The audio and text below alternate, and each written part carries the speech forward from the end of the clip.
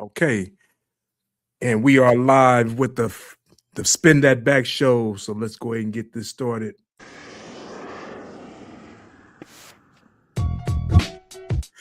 So once again, we're back with the Spin That Back show, the last show of the year 2025.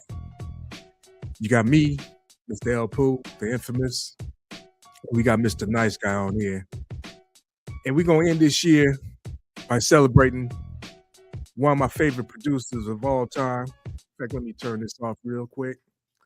One of my favorite producers. Now, when I think about rap producers, I got an order of like time of rap producers. When I became really familiar with rap producers, my favorite producer started off as Marley Marl. Ugh, that's a good one right there. Yes, sir.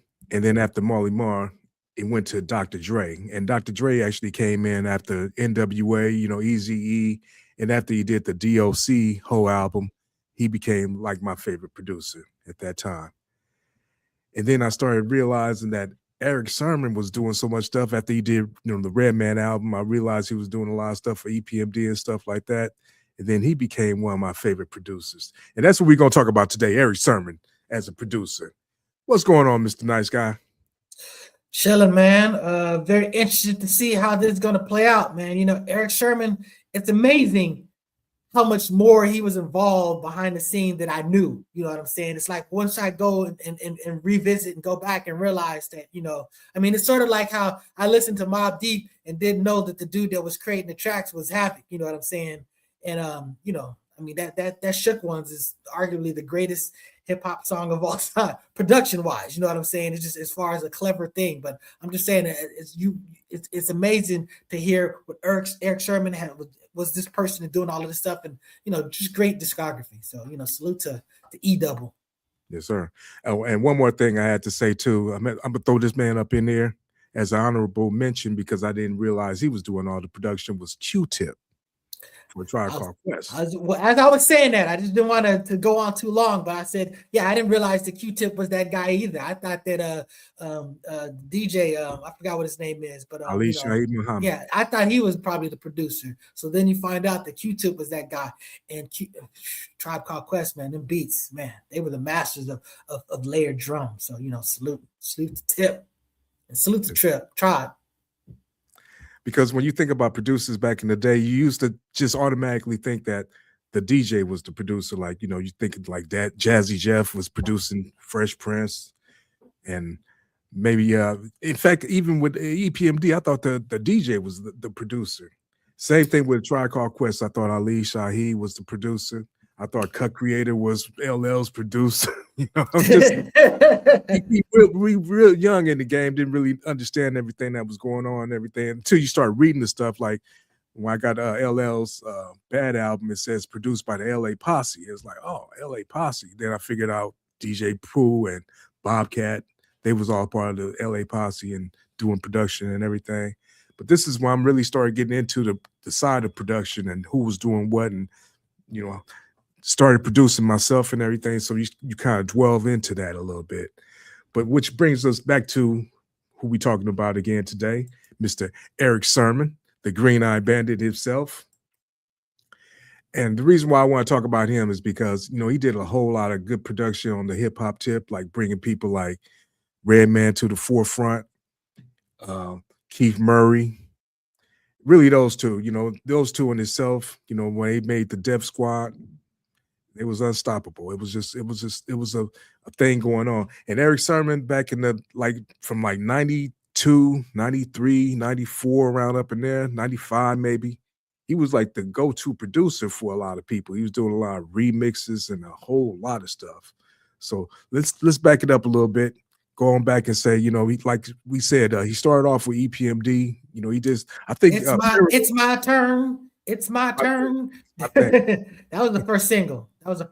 It's my turn, and then it was your no. It's my turn. It's my thing, and then it's your customer, and then yeah. So yeah, you got to chill.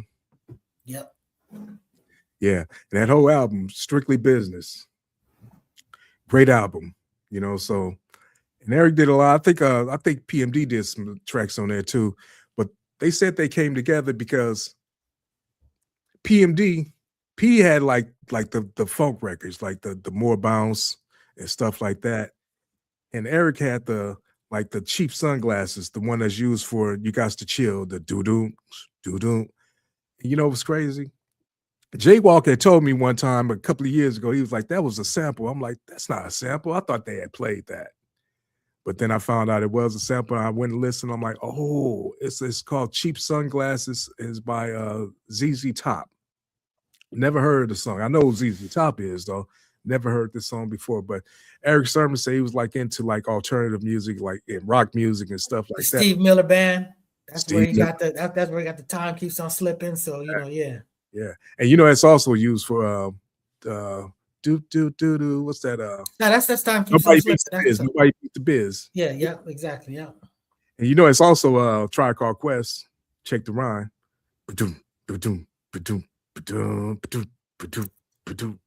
Oh yeah, that's dope. Yeah, I didn't even think about that. They just basically, that sounds like they sampled that directly from Marley, right? You're saying that the Nobody Beats the Biz, or you're saying that that's from the original song? They probably sampled it from the original song, or they could have took the sample, but you can just do it, like on the MP, you just keep on hitting it, keep that same effect. But yeah. Oh, here comes Mr. Walk. Mr. Walk is in the house. What up, fellas? Mr. Walk, what's going on with you, bruh? I was just letting Mr. Nice Guy know that you was the one that told me that You Guys to Chill was a sample. The doo-doo. Yeah. No, you're a customer. I mean, you're a customer, excuse me. You're a customer. I'm like, time keep on slipping. I know. I know time. Yeah, I know that part right there. Of course, I knew that right there. But I didn't know that the actual beat was actually the baseline, the thing that Jodeci used as well. You know what I'm saying? So yeah. Yeah, it sounds exactly. If you listen to it, it sounds exactly like they didn't even change nothing. Yeah. Mm-hmm. Well, that was the thing back then. You pretty much were just looping. So you didn't get to chop until you were getting sued. And then you were trying. That's when you were trying to just use as little as much and then make it seem as different as you could. So that's what happened. Yeah, I think the Bomb Squad was the ones that really started chopping up stuff like nobody else at the time. Well, actually, you know what? Paul C too. Paul C was doing a lot of good stuff too. Yeah, for sure. But Erick Sermon did do a lot of sampling. In fact, let's go on to like after EPMD and everything. The next person he actually produced was like Redman's first album. Let's say he produced mostly that whole album, because I think Redman might have did a couple of tracks on there himself. But you start with that album right there. One of the greatest samples was that Tonight's the Night, right? Oh yeah, that's that one. Damn. Y'all know what that sample is? No. I had a box of cassettes. Somebody had left a Isaac Hayes cassette over there. I listened to the whole thing, and I heard that song on there. I'm like, whoa, it's Isaac Hayes. It's called A Few More Kisses to Go. I'm like, damn. But Erick Sermon just sampled that up. Man, that was a clever ass sample. And it's been used over and over, like Blackstreet and a whole lot of other people that sampled that same old beat too. Yeah. Yeah. It's hilarious when you see when you don't expect it, and then you hear the source of where a lot of these samples come from. You know what I'm saying? Because some of the stuff is obscure. Some of the stuff is coming out of like the stack of beat breaks that a lot of the DJs had back early in the days. But a lot of that stuff is obscure. So salute to those dudes that find it. That was the whole digging in the crates thing. You tried to be that guy to find something everybody else didn't have. So salute to that. Yeah. Or you take something that somebody didn't already did and just, flip it over. Do something different. But the best thing about Erick Sermon productions are, like we were saying, You a Customer. That's been used by so many people. It's been sampled. He said he gets about 240,000 every 3 months from somebody that actually sampled it recently. What I mean by recently was like within the last 10 years or whatever. But he said he's still making like damn near $1 million a year off that, just that one sample. Residuals, right? That's the beauty of being a producer. You know what I'm saying? You tend to get more of that to eat off of. Artists tend to eat off the tours. Producers can eat off the songs. So that's what's up. Yeah, that's what messed up with Pete Rock and CL Smooth. Pete Rock is out there making his money, as a producer. CL Smooth needed to be on the road to make his money. Yeah. But hey, that's something that Erick Sermon spoke about as well, when he said, as far as like producing and these classic songs that they made years ago, he's worried about today's generation. He's like, how are these dudes going to eat in 20 years? How are they going to eat? Making all this trash music. We're not going to be listening to a lot of that bullshit that's coming out, all these quick songs that flash in the pan stuff. In 20 years, these dudes are going to be older, in their 40s and 50s. What are they going to be doing? Because like Erick Sermon, he get them residual checks for songs and productions, and every now and then they do a show if he wants to, if it makes financial sense. But he's very concerned about that, and that kind of hit me hard just to hear about that. Like how, like I'm like, how are they going to eat? Like if you're not like a Kendrick Lamar or a Drake or Future that put out some real good music in this era right now, what you gonna be doing in 40 years? What you gonna be still talking about the trap house and the bitches and hoes? Yeah.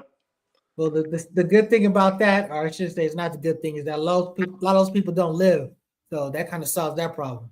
So it's a dangerous game. Yeah.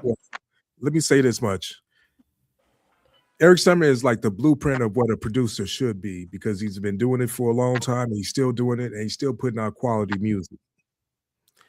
Now, you can say Premier is a hell of a producer, which he is, you know what I'm saying? But Premier is he's more or less a boom bap hip hop dude, you know what I'm saying? He did do an album with Christina Aguilera, but it was I didn't even hear the whole thing, but I heard that one song. It was dope. It was dope, but it just didn't really fit, you know what I'm saying? But Erick did some R&B stuff and everything too, a whole lot of remixes back in the 90s. He did a lot of remixes, like for Blackstreet and Tony Braxton and a whole lot of other people. Alfonso Hunter and that other dude that was from Blackstreet. I can't even think of his name right now. Damn. Yeah, it's on the tip of my tongue too. But Paul. But he made some, Dave Hollister. Dave Hollister. He made some R&B stuff that sounded actually good. Wow. Dre did the same thing, but the thing about Dre only puts out even songs with people just sporadically. We was talking about The Game the other day, right? We was talking about how Dre brought. Well, I was saying this. My whole point was, Game wouldn't be who he is today if it wasn't for Dre. Period. I mean, he released him, right? I mean, that's a big. Yeah, he's a big part of that. And once he started working with Dre, he kind of it didn't do the same. His whole business model was kind of messed up, because then he made it, for whatever reason, he decided to be an enemy of 50. And once he became an enemy of 50, and Dre and him, and they're fully invested in 50, that basically made you persona non grata. You know what I'm saying? That was against your financial interests. Not to mention he was such a troll and a dominant force in the game. It just like that, that was crippling. He said it. He goes, "Look, man, if I had never done that, we'd have probably just made millions together." And that's probably true. Okay. Well, you know what? I'm messing up over here. Let me spin this back one time. We got to get back to Erick Sermon. Now, his first album that I know that he actually produced most of was Redman. What the album? To me, this is one of the best albums that ever came out ever in hip hop. If I could listen to it all the way through, front to back. Great album. He had great lyrics, great production. It was funny. He had skits and everything. Everything. Superman lover. Oh man. That's crazy. That right there, just even Superman lover. Just listen to that song. I knew the song, but I didn't really know the song. But after I heard that right there, I had to go back and listen to the song. Like, man, this was just genius. I know a whole lot of people that heard that, and why didn't nobody actually loop that before? You know what I'm saying? Mm-hmm. Actually, if you did, you probably wouldn't have did the same, because he just put that together so well. And then he put that James Brown up in there, and then went back to it to end the song. hell of a story. And then they ended it up with that all around the world for the phone, just that little instrumental part. Mm-hmm. Dope album. Erick Sermon did that. How'd y'all feel about that first Redman album when you first heard it? What was that, 94? That shit was tight. Was that, I think it was 94. 92. 92, yeah. It was tight. I didn't have it. I never had it. I didn't buy it, but I definitely heard it, borrowed it. I used to borrow tapes and shit. But yeah, it was classic. I thought Redman was gonna be like an LL Cool J. You know what I mean? And he is like LL Cool J. Think about it. This is the dude that Eminem says is the greatest rapper of all time. Wow. You know what I'm saying? And that's Eminem that's saying that. That's that's a lot of cachet right there. So that lets you know that Redman is that dude. You know what I'm saying? So yeah, just to be this first project, with Erick just to put in the work and just really, what was so great about that era? It wasn't just enough to just put out a song, but just an album was really sort of like a big a total organism where you put your little skits, you put your little this, and of course there was a time where you weren't really worried about paying for all of these samples, so you can really go crazy and stuff and just and pile all these things in there. But yeah, no, they're really an absolute work of art and sort of just like a capture of that moment in time, just what was going on, just where everybody was, so it's dope. Okay. So I'll say he is like LL Cool J because of his consistency, and he's still making stuff today. Because if you listen to the stuff he be dropping on the internet and everything, it still sounds good, real good. He got his own style. He never deviated from his style. He got those punchlines. I like Redman's one of my favorite rappers, period. Straight up. Mm-hmm. But Erick Sermon actually put him in position to do that, though. Now, he also put Keith Murray in position, too, but Keith Murray just something going on with that dude psychologically or, with the drugs or whatever the case is. He didn't have a personality anyways. That the big part of what Redman was, he really got that personality that it's not just enough that he's a dope rapper. It's not just enough that he's got a dope cadence. It's not enough that he's got dope lyrics. It's not enough that he's witty and whatever, but he's got a whole lot of personality. It's a whole package. You know what I'm saying? So that's a tough place for Keith Murray to compete with, Well, when you heard Keith Murray, you probably heard him on Hostile on EPM, on Erick Sermon's album. Yeah. But when you heard that most beautifulest thing in the world, when I first heard that, I was like, this is the dopest. And then it was just that he just took that, like you say, he just took the loop, the Isley Brothers and everything. And at that time, he just took the name. He just went with the name. I was one of the first guys that just was like, my name is just my name. I'm not, what I'm saying? Everybody's got their little pasta noose or whatever and stuff like that. And he's just like, it's Keith Murray. Right. Well, he's coming under Erick Sermon, so he used his own name. So it makes sense. Erick Sermon, but he is already out there as EMD and E-double and the grid. You know what I'm saying? He already had a bunch of aliases before he just sort of like trademarked, just lent into just using his name. But I mean, this is a dude that pretty much that's all you heard. At least that's all I heard. Right. Yeah. Keith Murray gets busy off of Basic Instincts. What? Keith Murray was a bad mother effer, bro. I used to love Keith Murray. Keith Murray that's why I used to smoke weed. Perfect listening to fucking Keith Murray. Like, you know what I'm saying? Like the song he had, like he go to Mars and battle MCs and shit. That shit was like, that was perfect. And that's all produced by E-double, the Green Eyed Bandit. Hell yeah, that was great. Hey, remember Mobb Deep said, man, these niggas with all that spaceship shit, I'm gonna punch one of them niggas in somebody. I think they said something like that. Right. Yeah. That's why they got into it. Y'all know they had a squabble, right? Yeah, in the snow. Yeah. That's probably not a good idea for them. Right. Yeah, because Prodigy got beat up a whole bunch of times, as far as I heard. If you read his book, he did a whole lot of fighting and won a whole lot of fights. Yeah, they said his book is not very true. his book, that book is the reason why they keep defaming his mural out there in Queens. You know what I'm saying? Yes, because they were saying he snitched, and then there was a whole bunch of stuff. So, but yeah, not to mention the fact that he wasn't actually from the bridge, Queens Bridge. So there's there's a mixed reception of the legacy of Prodigy in Queens. Oh wow. Yeah, we think of him as Queens. He big up Queens. He was a champion for Queens. You know what I'm saying? And a dope. I don't care what about happened in his. He was a dope ass rapper. You know what I'm saying? Dope ass contributor to the culture. But you know, again, I'm an outsider looking in, and I didn't know that he wasn't actually from Queens. You know, Havoc was from Queens. He visited. No, I think he was from Long Island. I heard actually. He wasn't from the projects. He wasn't from the projects. From the bridge, the bridge, the Queensbridge projects. No, he actually lived a pretty pampered life. You know what I'm saying? He had it pretty good. Hey, some of them rappers did Biggie, but you know that doesn't take away from what they were. You know, some of these cats is still dope ass, and they people still got involved in the game. You know, some the street game. So it just was what it was. All right, let's get back to spin that back to Erick Sermon. When you first heard Erick Sermon rapping, when I first heard him rapping, he was the sleepy one. That's like relax your mind, bitch. He was dragging. He was that list. Dragging. He got a list. Talk with a lisp. But that made his style tight too. You know what I mean? Like my favorite is one of the tracks from Erick Sermon where he's spitting is Get the Bozak P. You know what I'm saying? Like Get the Bozak, that song is hard because it's more up tempo and he's spitting and he flowing with the beat and they're going back and forth.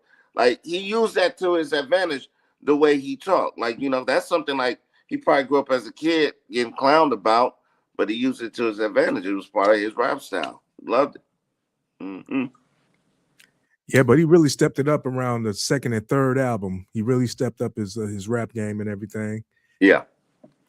And because I thought P was the man, then I started listening to Erick. He was the man. He was the man, and Erick Sermon evolved beyond him. That's why I look at KRS-One. To me, KRS-One was a dude that was a dope dude from the beginning, but this dude somehow managed to evolve and get better and still, you know what I'm saying, to stay on top, to go beyond what he was.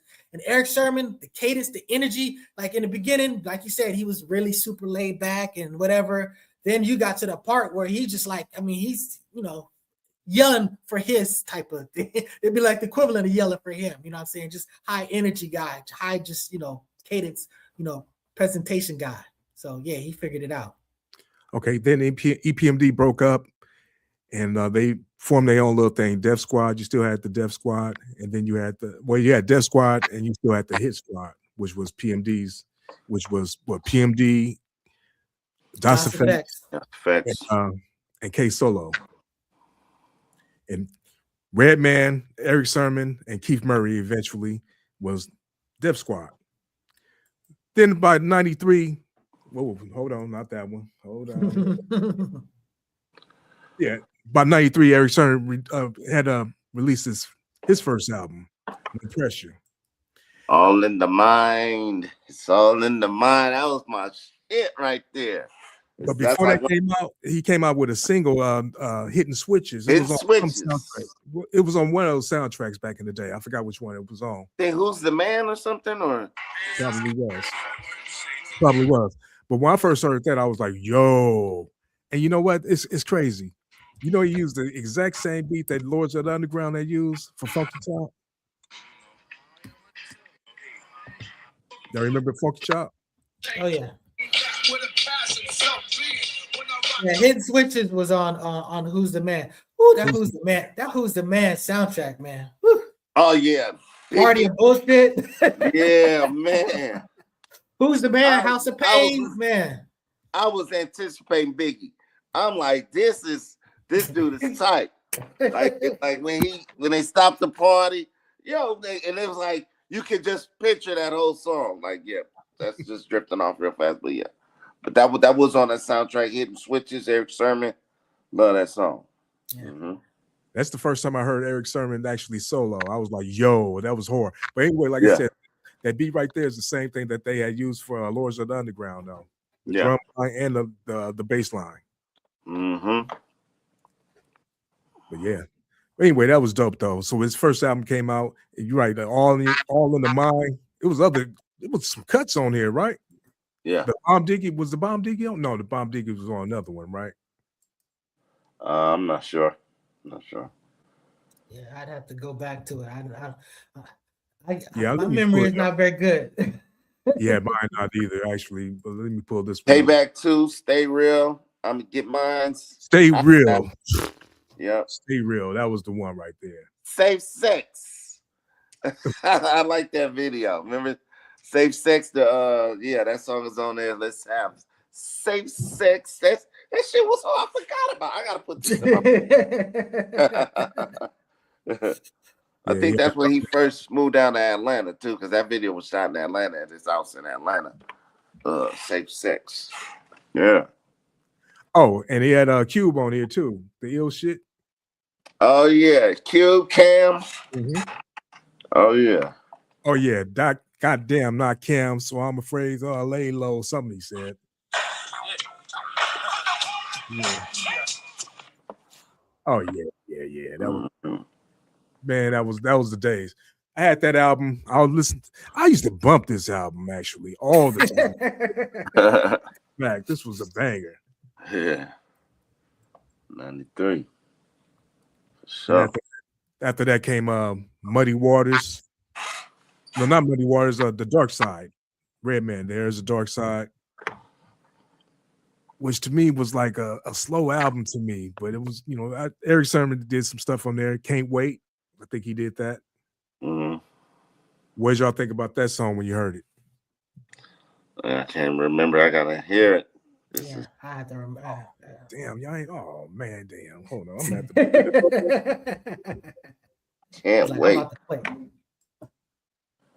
Yeah, I think that was like the big song on that album. I mean, it was other songs on there I like personally, but I think that was like the one that was like really released. Let me see. What the album? There's a Dark Side. Or Rockefeller was actually the big one, actually. Rockefeller. Y'all remember Can't Wait?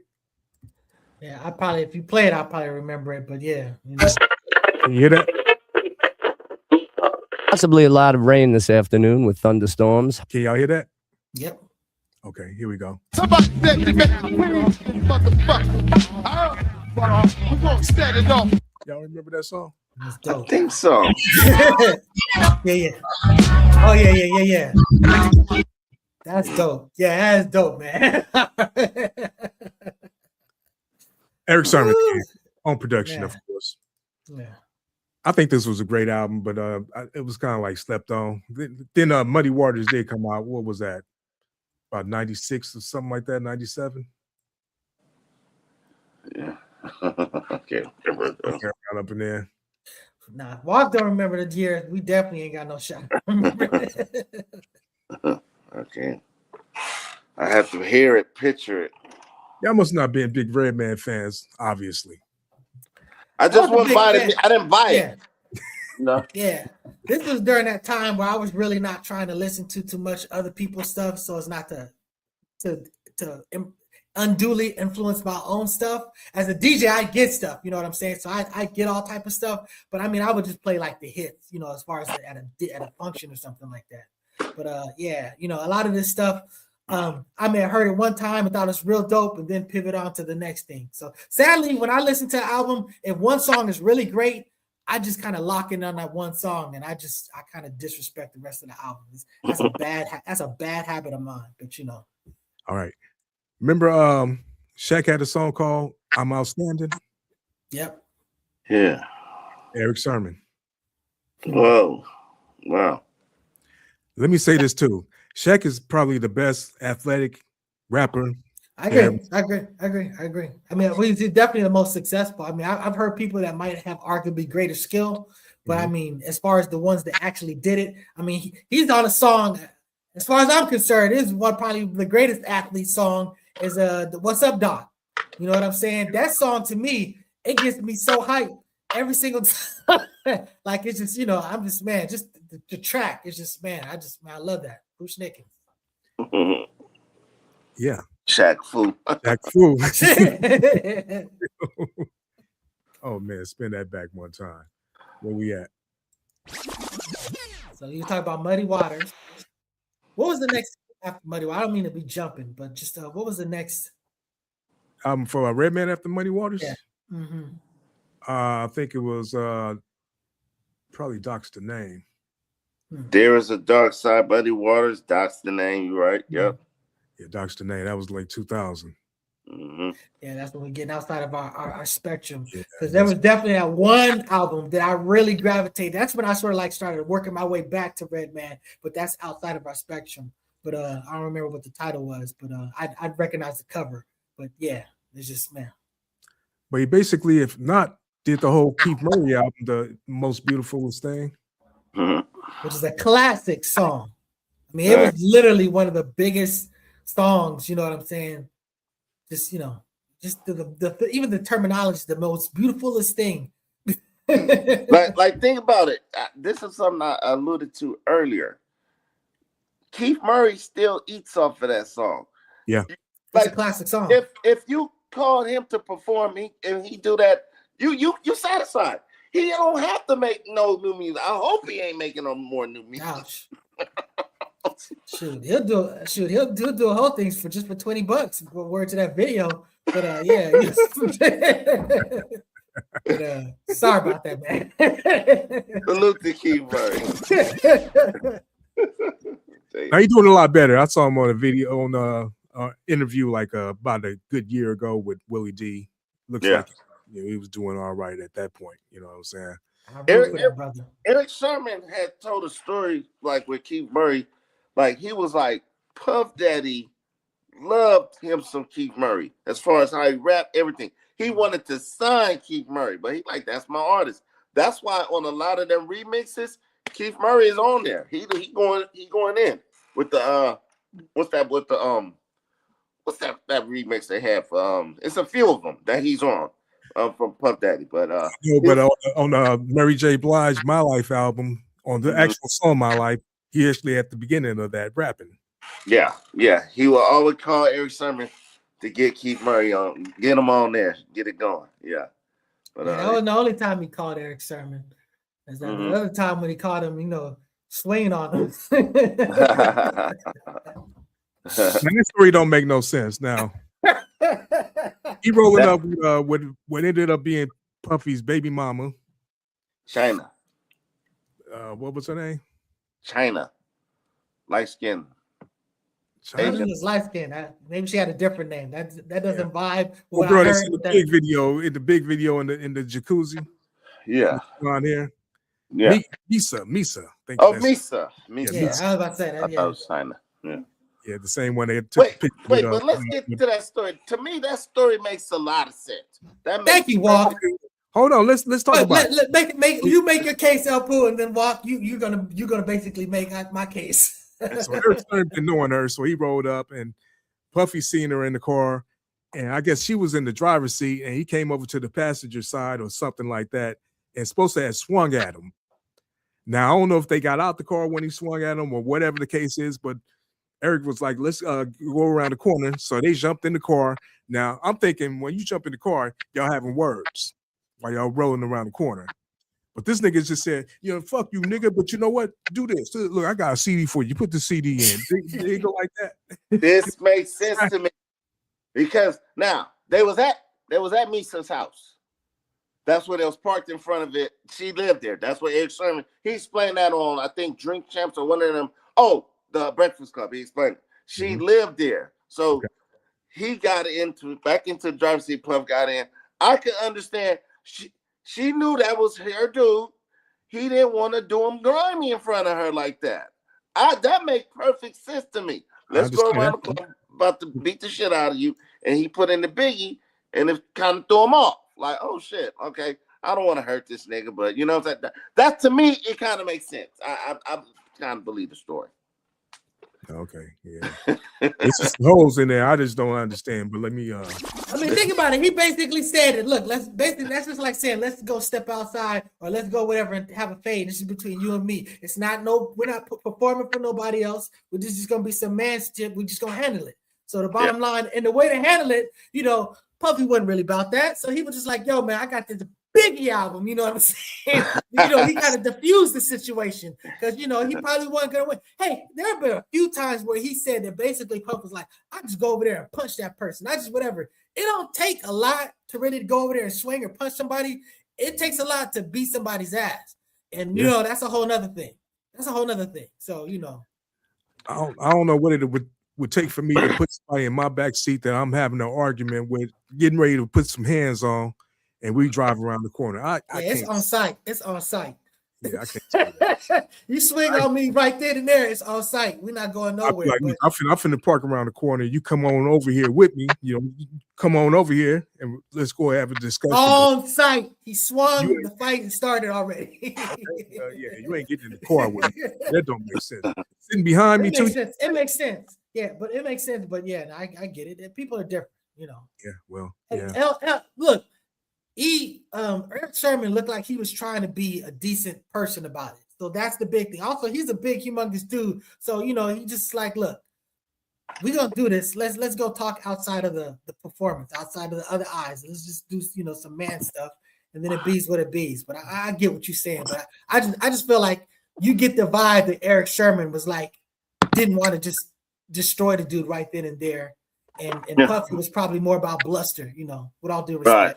He was mad. Chickens in the car with E double. You know what I mean? Yeah.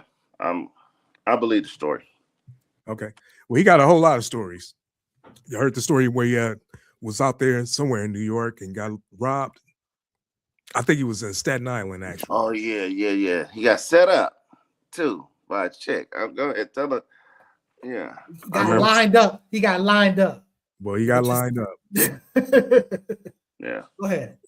Yeah, he was saying he was I think it was in Staten Island, went in to see some female. Some dude was like dressed like a woman and everything, came in, Ouch. pulled out on him. His little Benzie box, his little pull-out radio. Remember, we had the pull-out radios back in the day. He had the pull-out radio. Dude took the radio and took all his money. And I think he thought the old girl had set him up and everything. But that's silly. That was stupid to take the radio, the pull-out, because you got to have the system. You got to have it. Well, I was about to say, Walk, there was a difference because there was a time where you pulled out the whole radio. Yeah. There was a time that you were walking around, not the faceplate. They got smart and then did it where you can pull out the faceplate. You know what I'm saying? But the bottom line is those cats, you pulling out the whole damn radio. So now you were rock and roll. You had all you needed. So take advantage of it. Let's think about it. You was carrying around radios, dude, like like a purse or something. That was a crazy time, man. I used to pull mine out and put it under the seat. I'm not walking around. Yeah. Shit. Yeah, that was crazy, man. Yeah, but I like the fact that he even humble enough to even tell that story, to say, he got robbed and everything, instead of trying to be like P, Prodigy, in his book, won every fight and everything, never took a loss ever, you talking about Joey Crack, who man, had the whole gym, made the whole gym. He stole that shit and made them. That's ridiculous. Hey, you talking about something you don't believe, Elpo? I call bullshit on that one, right? That's crazy. He's entertaining. They would have jumped his ass. Once he got to his location, they would have jumped his Yeah, he entertaining. Yeah, he better at doing this podcast than he is in acting, that's for sure. He's choking me. Love those guys. They're great. They're a great personality, great whatever. So yeah. But like I said, Erick Sherman, I was saying, he like the blueprint of what a producer should be. You know what I'm saying? Because he stayed in his lane, kept doing his beats and everything, worked with all kinds of artists. Actually got artists from being just a regular artist to being a superstar. Like Redman, to me, is a superstar in rap as far as rap goes. And then he does everything else. He's just got that personality to do that type of stuff. And he's part of a superstar group. I mean, EPMD is like, when you talk about Run DMC and stuff like that, EPMD is one of them groups. So, his resume is thorough. You know what I'm saying? So, hey, speaking of that, Erick Sherman, in his interview, he spoke on how he don't do shows with PMD. Right. He said it's not worth it because they're getting 15,000 to split, and so that's 7,000. He's like, it's not worth it unless they're getting 15,000 a piece. Then he broke. You remember how he broke down with KRS-One and guys like that? How they are getting like 15, 20,000 a show a year. Like they making like $1 million a year off of just going around the country doing old ass songs. Man, that's a beautiful thing right there, man. Like a lot of these artists who we haven't seen in years, and we wondering why they're not putting music out. They don't have to. They were in Europe making money. Like how where they had Cocaine was out there making money in Amsterdam. Yeah. You'll be mad you go to a show and they just perform a bunch of new stuff, and you be like, hey. You better not. You better fucking not. I love that when I see like those shows, you know, where it's like, oh, this group is performing, that group is performing. Shoot, I'd be like, man, you know, if I get a hall pass, you know, I'd definitely go check it out. Yeah. Yeah, the man got a catalog and everything, so he's still eating off his catalog and everything. And what's even better is people are actually sampling his music still to this day, and he's still getting paid off that. Man, beautiful thing. And the thing is, like I say, he work a whole lot faster than Dre. He's like the East Coast Dre. And everybody works faster than Dre. Like That's everybody literally works faster than Dre. Can't argue with that right there. That's the truth. But yeah, you know, he stay. You know, who else does that? Quick is the other producer. I gotta give him credit. You know, and everything. That boy right there was a workaholic back in the day.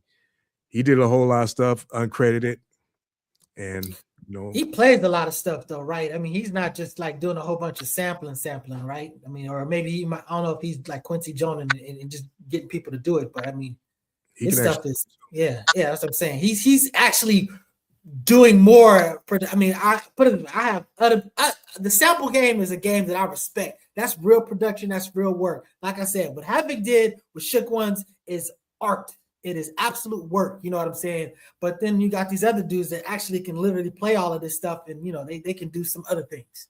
You know, I forgot who said this, but they said Havoc was going to actually erase that beat. He didn't like it. What? I forgot who actually made that quote and said he didn't even like the beat at first. Wow. It's dangerous, man. The world almost just lost. I felt like Ben Kenobi when he sensed that, you know, Alderaan got blowed up, man. It's just like that'd have been a tragic loss, you know what I'm saying? But But that's the thing about it. You know, when you're real close to something, you know, it doesn't hit you like someone who just hears it all together fresh. You know what I'm saying? You know, you're as a producer, you saw every little piece come together, then it comes together, you're so close to it, but then you're like, hey, Walk, check this out. Walk is like, damn, that shit is like, you know what I'm saying? Because he's getting it fresh, you know what I'm saying? So it's a difference, you know. Yeah.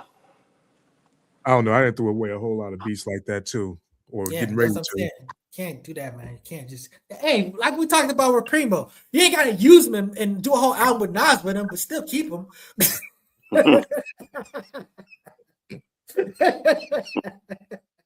Oh, that was a low blow right there. Nas, how the hell did you unbeat Primo? What the hell, man? Man, we respect Nas and Primo. We love what y'all doing and everything. We but you know, like I said, you gotta listen to Nas. You know what I'm saying? Sometimes you gotta kind of like ignore the beat a little bit and just listen to That's sad. That's effing sad, but it's true. He's Nas, you are that dude. Primo, you still that dude as far as I'm concerned. I was terribly disappointed with that project. Yes, sir. And just to speak on, you know, Erick Sermon do got a whole new project out there right about now. It's called The Duos, something like that. Dynamic Duos, actually. It's called, the Dynamic Duos. He got a track with, I just heard this on the internet a couple of weeks ago with MOP called Sidewalk Executives. And it sounds just like a MOP track too. So is that really a duo? Well, it's like him as a producer, I guess, with, you know, the groups that he worked. Okay. I got you. That's what I think that would be. Because, you know, he got a whole album with, you know, just nothing but features, basically. Mm-hmm. So you got MOP, Method Man, Redman, of course. Another classic song of a classic song, Anti Up. I don't care what anybody say. Wherever they perform, they got to do Anti Up. Them the rules. Yeah. Some people are controlled by certain stuff, you know what I'm saying? So I guess that's what that is. And you know, you got Snoop on there, Nate Dogg. Damn, he must have some old Nate Dogg stuff. Public Enemy, Cypress Hill, and other, I guess. That's a nice Dog collection. Pound. Salt and Pepper. No, I'm looking at it right here. Okay. No, that's there you tough. go. Salt and Pepper. You know what? I'm about to go get that. I'm about to download that. I'm going to purchase that after the show. That's way too many people to not be giving props to. Helter Skelter. Damn, that's what up. Le Fleur. Yeah. So yeah, that's what it is. So like I said, this is the last show of 2025. Y'all got anything to say about what went on in hip hop this year? Like, oh yeah, let's give props to the old school. Oh man, old school's been showing them the youngsters how to do it. You know what I'm saying? It's been great, man. I've been purchasing albums. I'm not talking about streaming. I want them to get whatever, and it's been great. I probably bought more albums this year than I bought maybe any year. You know what I'm saying? That's just hey, salute to you for doing that and you know, to support the artists, but I can't join you on that, man. Like, I ain't bought no music since 2012. Last CD I bought was Kendrick Lamar. I had to buy that Tangible CD. I bought Kendrick Lamar, Good Kid, Bad City, and that was the last time I bought an album. Sorry, that's just the truth. They gotta think of something else to do, man. They gotta think of something else for them to get their money. Sorry. The last physical album that I ever bought was Tribe Called Quest. They sold that at Best Buy. That one that they came out with just a few years ago. That they actually sold that at Best Buy. So I was like, I'm actually about to buy a physical. So yeah, that was it. Everything else been digital. Yeah. Last thing I probably bought was probably something like Love Jones or something way back in the day. The soundtrack. Yeah, exactly. Hey, as a DJ, that was the thing about it. I was getting all the music back in the days, but I wasn't paying for it because I was just getting it. You know what I'm saying? So that's why. But yeah, I definitely bought more albums than I probably ever bought in any particular year. Wait, it just came to me. Who was talking about you need to buy CDs again? Daz Dillinger. He has it where you can order a CD, he signs everyone and mails it out to you like that. Mm-hmm. That ain't gonna last long, bro. That's cut that bullshit out. I know you're getting your money, but I ain't buying shit like that. I don't even want to hold the CD or none of that. Where am I gonna play it? I don't got a CD. I don't even think I got a CD player. I just told you. I said I don't think I got a CD player in my car. You know? Right. What I do got is a USB port. So you know that's what or my phone. I remember about 8 years ago, Big Bro came out here. He had the rental car, and I had like a bunch of CDs. We're gonna listen to this music. So I get in the car, and I'm like, "Where the CD player? The car didn't even have a damn CD player." I felt like a fucking dinosaur, come on, man. Exactly. Tyrannosaurus Rex. You pulled out the 8-track. Oh my Lord. I got a cassette player in my car. Come on now. Oh, that's old school right there. I'm playing. Yeah. All right, but anyway, so just wanted to give props to EPM. Excuse me, not EPMD. Erick Sermon as a producer and everything. I just think he's been influential. I think he's the blueprint of what producers need to be, not only in hip hop, because like I say, he did R&B and everything too. I know there's other producers that do that type of stuff, but he did a little better than not more consistently than people in the 90s, you know what I'm saying? And he got one other thing I want to say too. He did get that big old deal from Clive Davis. What did he do for that? No. I'm gonna say that. Don't do that. How dare Clive Davis won't. dare you? How dare you? How bloody dare you? What did Clive Davis want? Double. Come on now. He's been a stand-up dude, pretty much the whole time, with the exception of that whole PMD robbery incident. You know what I'm saying? So, you think you're guilty on that? Yeah. Trying to get his money, man. Yeah, well, I ain't got no opinion on that one right there. Yeah. Anyway, with that being said, let's go ahead and check on out of here. Anyway, we'd like to thank y'all for coming back through the last show of the Spin That Back show where we talk about hip hop from 79 to 99. Happy New Year. Yeah, happy New Year, happy 2026. Bring that in safely. Don't be out there drinking and driving and everything. Check us out. We will be back next year, 2020. See you next year. We're talking about the same old thing, 79 to 99. We give our props to our people our way. We reminisce, do what we do, and we're going to bring up the show to you. So, that being said, we want to say, hey.